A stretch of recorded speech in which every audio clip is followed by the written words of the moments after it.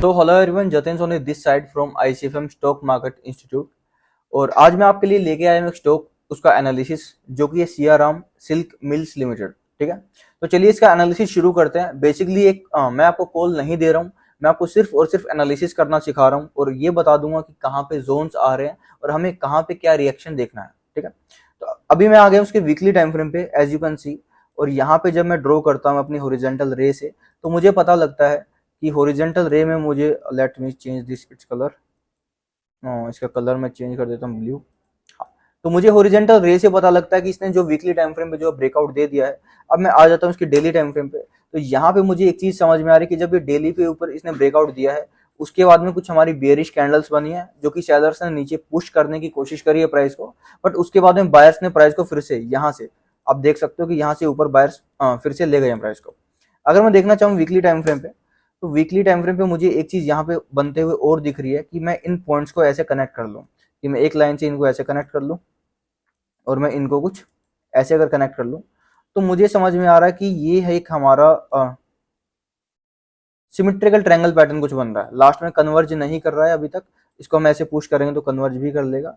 ठीक है, तो इस टाइप का पैटर्न बना है और ये आपको पता है कि ट्रेंड कंटिन्यूएशन पैटर्न है। तो वीकली टाइम फ्रेम में हमारा बुलिश हो रहा था मार्केट, उसके बाद में यहाँ पे इसने काफी टाइम के लिए इस पैटर्न के अंदर रहा है, मतलब इसके अंदर अक्यूमुलेशन हुई है। फिर इसने बहुत ही पावर के साथ इस पैटर्न को तोड़ा है। ठीक है, जब इसने इस पैटर्न को ब्रेक किया यहाँ पे, उसके बाद हम गए डेली टाइम फ्रेम पे, तो मुझे समझ में आ रहा है कि यहाँ पे सेलर्स ने नीचे पुश करने की कोशिश करी थी, बट बायर ने प्राइस को फिर से यहाँ से उठा दिया। अब हम आएंगे अपने 1 आवर टाइम फ्रेम पे।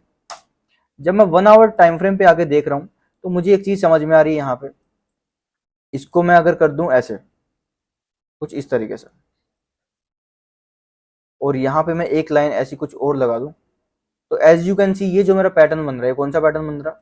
ये मेरा पैटर्न बन रहा है bullish pennant pattern, right. Bullish pennant pattern मेरा बन रहा है यहाँ पे। इसको मैं ऐसे कनेक्ट कर दूंगा। तो जब ये मेरा बुलिश पेनेंट पैटर्न बन रहा है और इसका ब्रेकआउट भी आ चुका है अपसाइड को, तो यहाँ पे ब्रेकआउट आया, बट इसने बहुत स्ट्रांगली मूव किया। तो इसने क्या किया, रिटेस्ट नहीं किया यहाँ पे। तो अगर मैं इस लेवल को मार्क कर लूँ, तो ये मेरा एक डिमांड जोन फॉर्म होता है, यहाँ पे डिमांड जोन बन गया मेरा यहाँ पे। सो देर आर चांसेस कि अगर ये जो प्राइस है, अगर हमारा प्राइस इसमें सियाराम सिल्क मिल्स में अगर प्राइस हमारा यहाँ तक आता है, तो यहाँ पे मैं बहुत अच्छी अपॉर्चुनिटी मिल सकती है इस पर्टिकुलर लेवल पे। अगर मैं हैमर देखूं, बुलिश इंगल्फिंग देखूं, मॉर्निंग स्टार पैटर्न वगैरह देखूं, तो मेरे को अच्छी अपॉर्चुनिटी मिल सकती है यहाँ पे इस लेवल पे। ठीक है, तो अगर आता है तो हम यहाँ पे फिर बाय करने का सोच सकते हैं कैंडल्स का रिएक्शन देखने के बाद।